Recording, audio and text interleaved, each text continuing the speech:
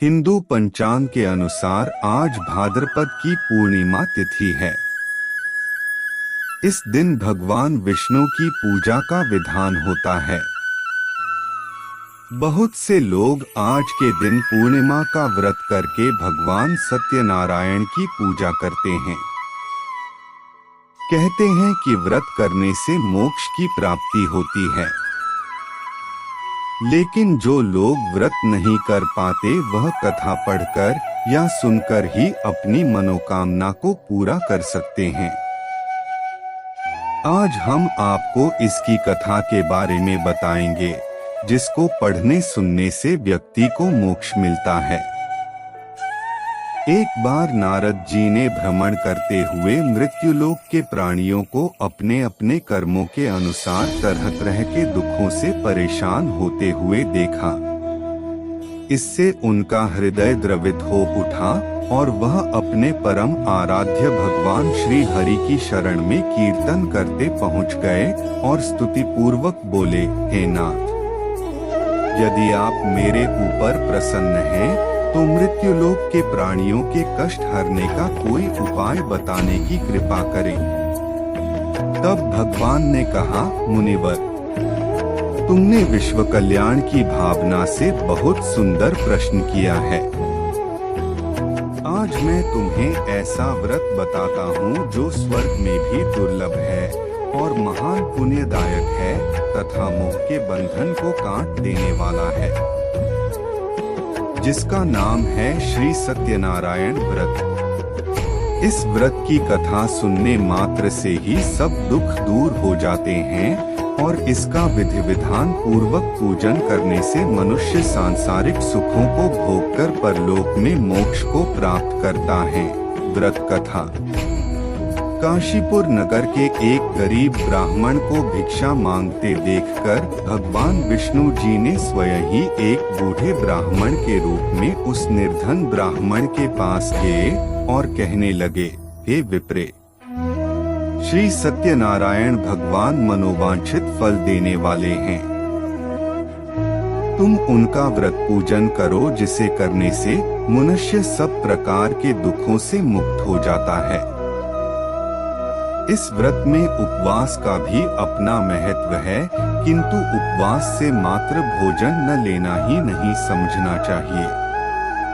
उपवास के समय हृदय में यह धारणा होनी चाहिए कि आज श्री सत्यनारायण भगवान हमारे पास ही विराजमान हैं। अंदर व बाहर शुचिता बनाए रखनी चाहिए और श्रद्धा विश्वास पूर्वक भगवान का पूजन कर उनकी मंगलमयी कथा का श्रवण करना चाहिए। श्री सत्यनारायण की कथा बताती है कि व्रत पूजन करने में मानव मात्र का समान अधिकार है, चाहे वह निर्धन, धनवान, राजा हो या व्यवसायी, ब्राह्मण हो या अन्य वर्ग, स्त्री हो या पुरुष। यही स्पष्ट करने के लिए इस कथा में निर्धन ब्राह्मण, गरीब लकड़हारा, राजा उल्कामुख, धनवान व्यवसायी, साधु वैश्य, उसकी पत्नी लीलावती, पुत्री कलावती, राजा तुंगध्वज एवं गोपगणों की कथा का समावेश किया गया है। इस कथा में बताया गया है कि जैसे लकड़हारा, गरीब ब्राह्मण, उल्कामुख, गोपगणों ने सुना कि यह व्रत सुख, सौभाग्य, संपत्ति सब कुछ देने वाला है, तो सुनते ही श्रद्धा, भक्ति तथा प्रेम के साथ सत्यव्रत का आचरण करने में लग गए और फलस्वरूप सुख भोगकर परलोक में मोक्ष के अधिकारी हुए। एक साधु वैश्य ने भी यही प्रसंग राजा उल्कामुख से सुना, किंतु उसका विश्वास अधूरा था और श्रद्धा में कमी होने के कारण उसने मन में प्रण लिया कि संतान प्राप्ति पर सत्यव्रत पूजन करूंगा। समय बीतने पर उसके घर एक सुंदर कन्या ने जन्म लिया। पत्नी ने व्रत की याद दिलाई तो उसने कहा कि कन्या के विवाह के समय करेंगे। समय आने पर कन्या का विवाह भी हो गया, किंतु उस वैश्य ने व्रत नहीं किया।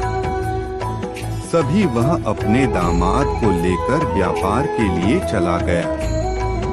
वहां उसे चोरी के आरोप में राजा चंद्रकेतु द्वारा दामाद सहित कारागार में डाल दिया गया। उसके अपने घर में भी चोरी हो गई। पत्नी लीलावती और पुत्री कलावती भिक्षावृत्ति के लिए विवश हो गई।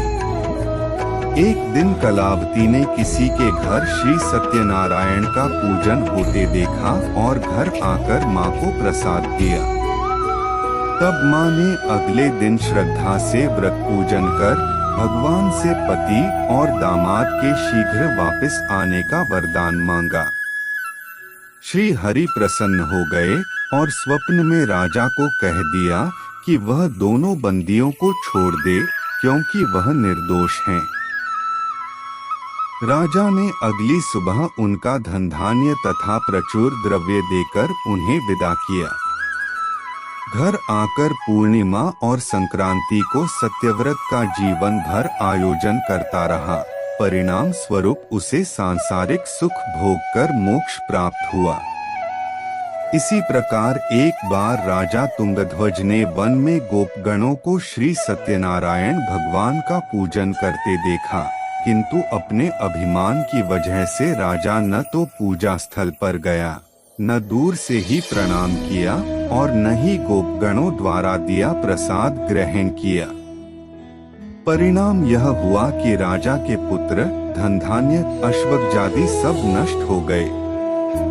राजा को फिर ये आभास हुआ कि विपत्ति का कारण सत्यदेव भगवान का निरादर है। तब उसे बहुत पश्चाताप हुआ। वह तुरंत वन में गया और गोपगणों को बुलाकर उनसे सत्यनारायण भगवान की पूजा विधि पूछी और बात पूजा की भी। फिर उसने उनसे ही प्रसाद ग्रहण किया तथा घर आ गया। उसने देखा कि विपत्ति टल गई और उसकी सारी संपत्ति तथा जन सुरक्षित हो गए। राजा प्रसन्नता से भर गया और अपना सर्वस्व भगवान को अर्पित कर दिया।